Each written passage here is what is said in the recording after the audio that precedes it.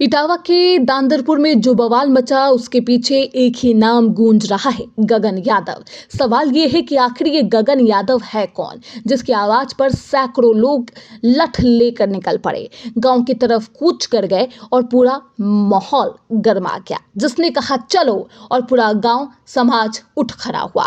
ब्राह्मण कथावाचकों पर हमला किया गया, पुलिस पर पथराव और फायरिंग तक की नौबत आ गई। लेकिन कहानी में असली ट्विस्ट तब आया जब जिन कथावाचकों के सम्मान की बात हो रही थी उन्हीं पर छेड़खानी का केस दर्ज हो गया। मगर असली सवाल तो ये है कि गगन यादव कौन है। आखिर उसकी बोली में ऐसा कौन सा बारूद भरा है कि पूरा समाज उसके कहने पर सड़कों पर उतर आया। कहां से आया गगन और क्या है इसका रसूख, कौन है इसके करीबी और इसकी आवाज में इतना दम क्यों है। आज हम आपको बताएंगे गगन यादव की पूरी कुंडली, जिसकी एक दहाड़ ने पूरे इलाके में हलचल मचा दी। आखिरकार इसका समाजवादी पार्टी से रिश्ता क्या है, क्या कुछ कनेक्शन है, बताएंगे इस रिपोर्ट में।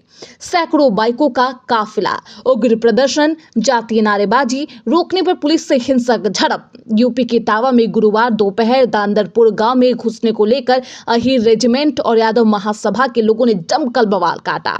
उग्र भीड़ ने पुलिस फोर्स पर पत्थरबाजी की, लाठी डंडे और ईंट पत्थर से पुलिस वाहनों को तोड़ भी डाला। अपने बचाव में पुलिस को हवाई फायरिंग करनी पड़ी। इस दौरान माहौल बेहद तनावपूर्ण हो गया था। एहतियातन इलाके में भारी फोर्स की तैनाती की गई और इस तनावपूर्ण माहौल में एक नाम सामने आया, गगन यादव। क्या गगन यादव का नाम सामने आते ही इसका कनेक्शन सपा से भी सामने आने लगा, लेकिन असली कनेक्शन समाजवादी पार्टी से अभी भी छिपा हुआ है। गगन यादव इंडियन रिफॉर्म्स नामक संस्था का फाउंडर है और प्रेसिडेंट भी है। ये वही संस्था है जो भारतीय सेना में अहीर रेजिमेंट की मांग करती है। गगन यादव ने अपने फेसबुक के बायो में लिखा है कि युवा नेता जिसकी विचारधारा समाजवादी है। मगर आपको ये भी बता दें कि गगन यादव सपा पार्टी से जुड़ा हुआ नहीं है। आपको बता दें कि इस विवाद के चलते पुलिस ने गगन यादव को आगरा में नजरबंद कर रखा।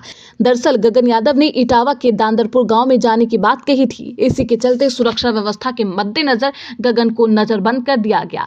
गगन यादव ने कहा कि जो घटना हुई है वो बेहद निंदनीय है। इसके बाद मैंने फैसला लिया कि मैं इटावा जाऊंगा। वहां जाकर जो दो समाजों के बीच जो विवाद चल रहा है उसे खत्म करना था। ऐसे में हम सब ने ये फैसला किया है कि 26 तारीख को हम वहां पहुंचेंगे। इसकी जानकारी हमने दी थी। हालांकि वहां पर हजारों की संख्या में लोग पहुंच चुके थे और वो सब हमारा इंतजार कर रहे थे। गगन ने यह भी कहा कि हमने 11 बजे तक वहां पहुंचने का समय दिया था, लेकिन रात करीब 2 बजे जैसे ही हम दिल्ली से आगरा पहुंचे वैसे ही पूरी प्रशासन ने मेरे घर आकर मुझे मनाने और रोकने का प्रयास कर लिया। प्रशासन के लोगों ने कहा कि आप इटावा नहीं जाइए, हाई अलर्ट है, इससे वहां पर हिंसा भड़क सकती है। इसके साथ ही प्रशासन ने लोगों को यह भी बताया कि उन्हें आदेश है कि गगन यादव को आने से रोका जाए। गगन यादव ने बताया, मैं फौजी का बेटा हूं, मैंने शुरू से वर्दी देखी और इसकी हम रिस्पेक्ट करते हैं। अब हम दोबारा इटावा के कप्तान साहब से मुलाकात करने आएंगे।